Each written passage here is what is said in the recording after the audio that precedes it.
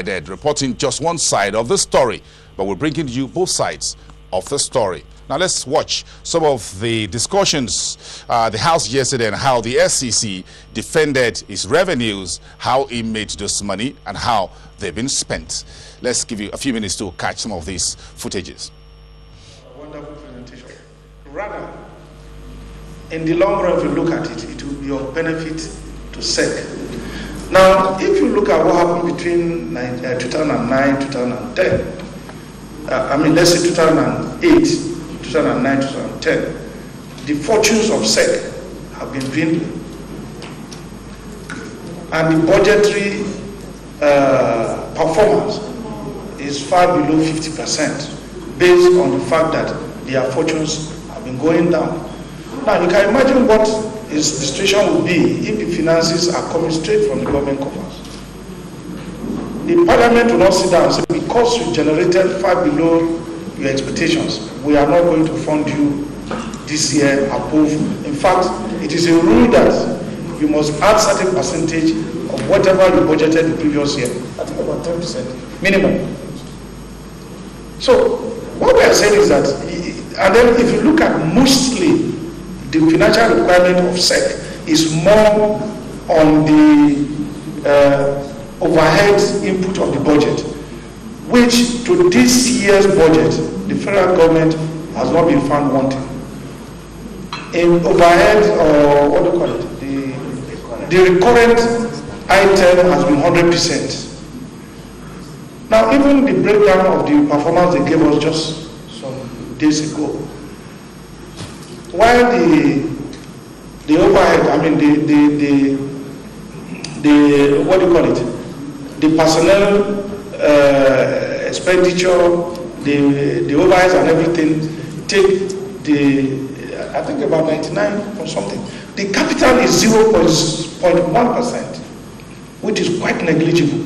And we are looking at a scenario where if, it's just like saying now, the situation now is that you are generating, you are spending. So the federal government feels it has no any obligation to fund you for that. You are on your own. But we are looking at a scenario where even what you generate, if it becomes significant, you can still draw. Because you are now a contributor to the national economy, treasury. And so what you are going to draw from that reserve is not going to be limited to what you are generating. And the largest, the component that you are depending solely on is normally not affected in our economy. In fact, we have been doing a lot to try to see if we can balance, increase the ratio between the capital and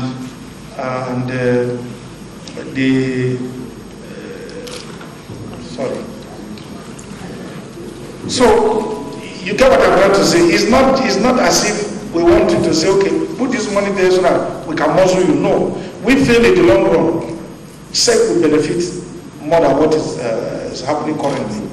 And so, that is as far as we can. The additional account, it will be sent to them. That's what we are saying. And we are saying, Mr. Chairman, if that is the case, we are saying that should not be. Because the US, we are saying, the US, like that senator said, that even that money that they used to send, they will send it to the federation account, and then the federal government will now bring money and give to them.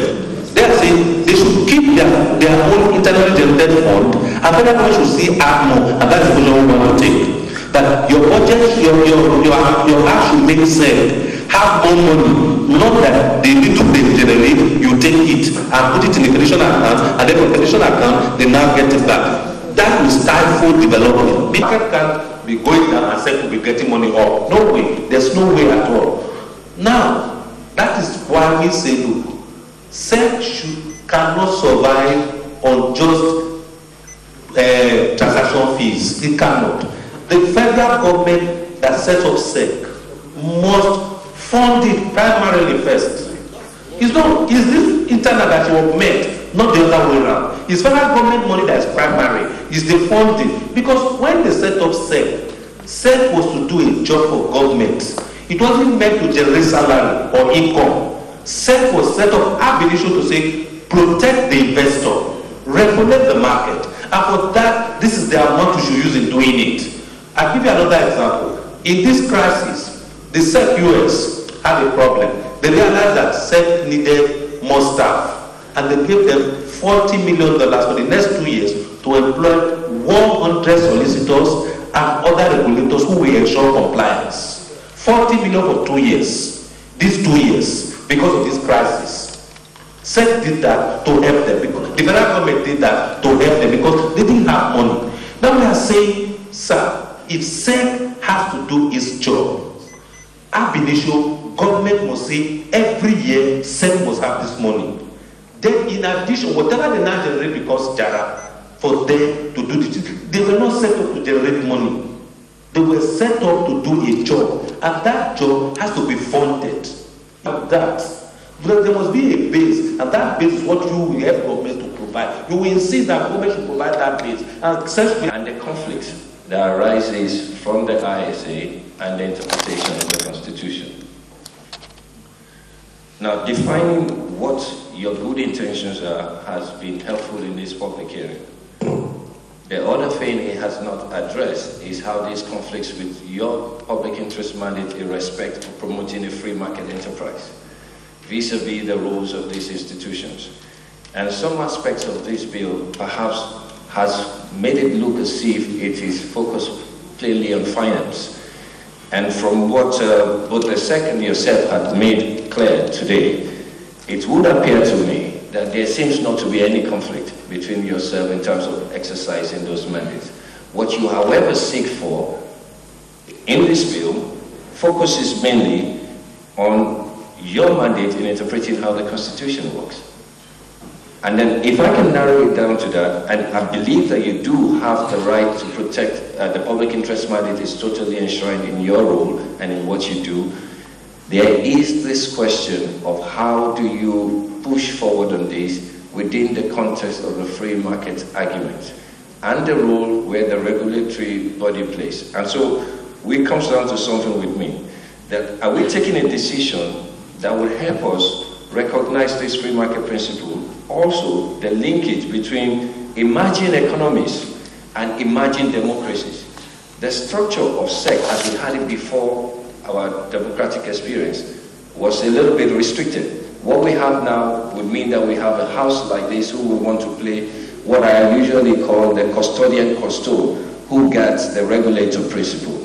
In doing this, some aspects of the way this bill has been structured might represent some few conflicts.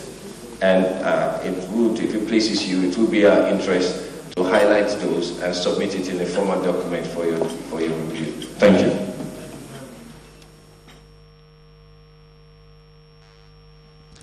Okay, let's we get a bit of more of what happened yesterday there for the House of Representatives, the House Committee on Capital Markets. You had some of those arguments there very strongly against the new bill that is being put forward. Some of the issues, as you may have also heard there from other stakeholders who made comments regards the custodial custody principle, who guards the guardian, who should the Securities and Exchange Commission report to. But there's still a lot of other issues there. The SEC actually went forward to defend how much it made during the boom years, and for the benefit of our viewers, we have all those figures for you. This was reported on the wire yesterday. You want to read more about that, what actually happened in the House yesterday, log on to www.marketnewstv.com and you get the delayed report.